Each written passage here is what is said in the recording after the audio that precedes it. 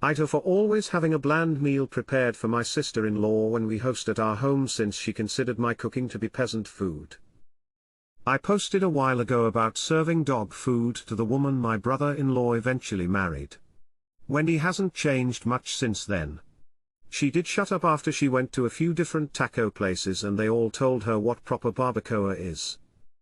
So anyway, now whenever we have people over I always prepare a meal specially for her. Usually just plain unseasoned meat, other than salt and pepper, I'm not a monster, plain green salad with ranch on the side, and a plain starch like a baked potato or white rice. I do not limit her to this food. I just always have it available in case she finds something offensive about the other food I make. We recently hosted a dinner party that included my wife's brother and his wife. We also had some new friends over.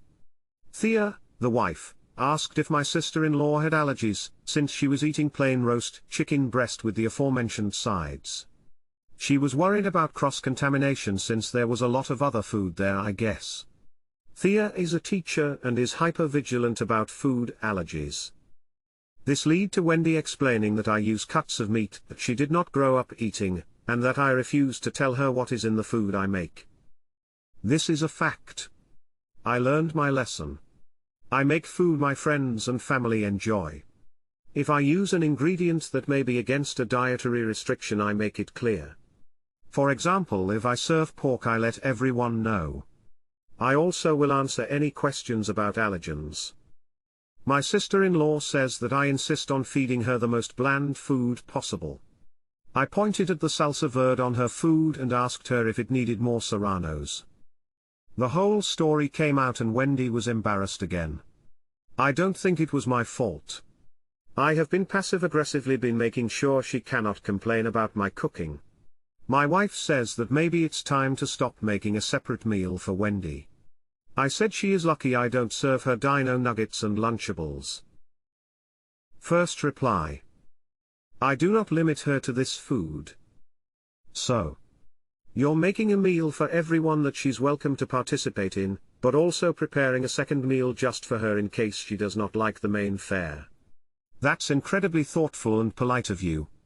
If she's embarrassed about eating the special meal, she doesn't have to eat it.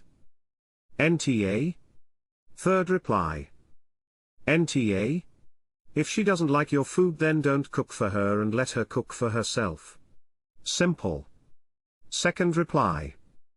I'd be feeding her frozen tater tots and chicken tenders with a tiny little bowl of ketchup on the side, and canned corn kernels. I'm not even kidding. Either that, or she could bring her own food.